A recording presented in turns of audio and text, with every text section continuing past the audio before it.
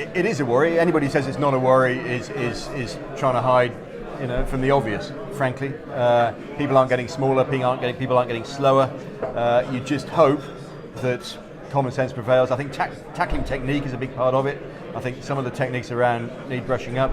But yeah, I don't know. You wouldn't play rugby if you thought you were going to be completely unscathed, but equally, you don't want it to become a complete rollerball.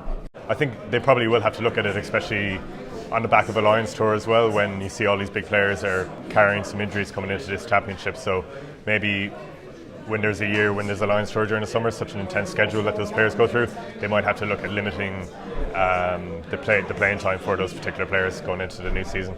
You look at someone like Stuart Lancaster, he was waiting to have a fully fit squad to pick from the whole time he was with England. I think it's just the way if you've got a solid tactical framework, guys will slot into that, and that's the most important thing. Clearly they've got to sort the season out. Clearly it's incompatible for English players in particular to be going from Premiership into Europe, into Six Nations, without the ability to step away and take time off, which the unions of Ireland in particular and Scotland to a lesser degree, which they offer their players. I think it's a major problem.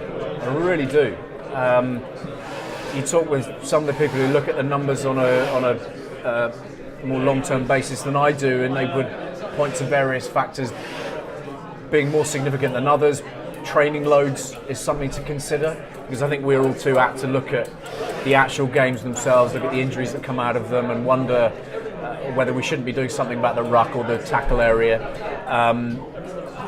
I think the whole thing is deeply concerning. You just wonder how much bigger, stronger, faster these guys can get, because the impacts will go up in turn. You can't ignore it, and I think you have to be aware of it.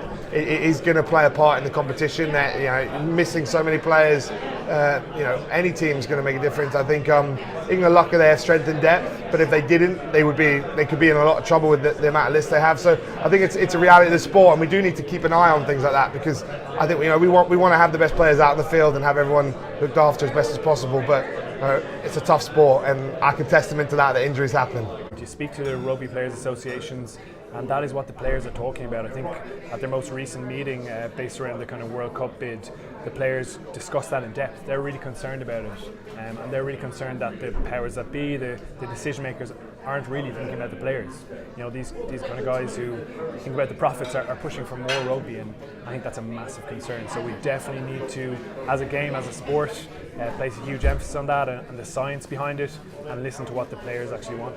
It's a conversation we've been having for years and years and years. It's a massive shame. It doesn't make it right. But if you said to a player, right, let's change the game to make it less physical, let's have far fewer matches and change the whole fabric of rugby, they might say, that would be great for my welfare, but rugby has to retain its aggressive, confrontational, physical element. So it's a bit of a catch-22. The injury situation can't be ignored. Let's hope it doesn't cloud the tournament.